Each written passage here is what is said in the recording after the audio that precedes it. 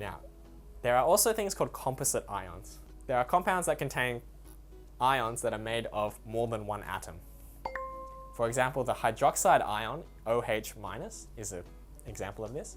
The sulfate ion, SO4 2-, ammonium ion, all of these are ions made of more than one atom.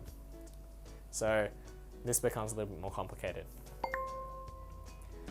And to know these names, you need to know their valency. You need to know these numbers at the top.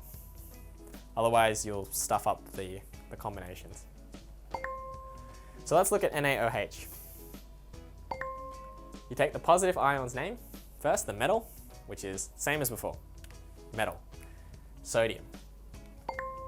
Then you add the negative ion, and then you get sodium hydroxide. So in cases where you've just got the two different ions, then it's easy.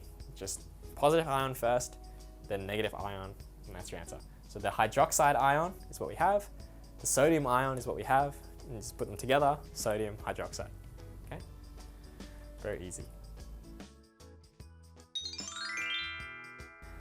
So a chemical has the empirical formula CH2.25. I realize that there's a decimal here. That shouldn't concern you too much. Don't worry, because it's an empirical formula.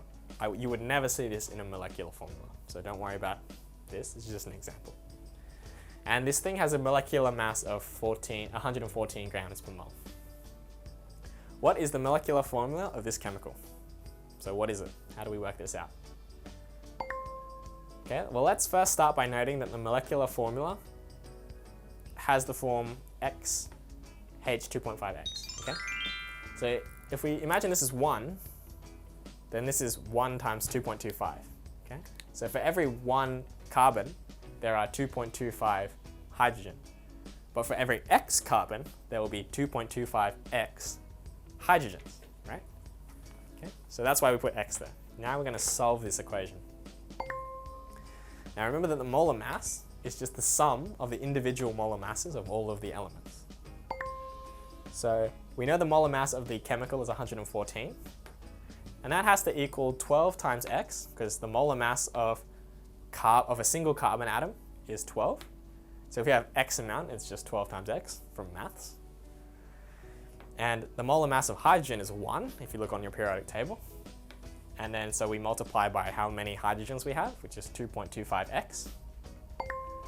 And we get 14.25X equals 115, if you go through the maths and solve that. Then if you divide by 14.25, you get X equals 8. And 2.25X equals 18. So the final molecular formula is C8H18. This is the actual molecular formula of this chemical. Okay? That happens to be octane, the thing in your petrol, the main constituent of petrol.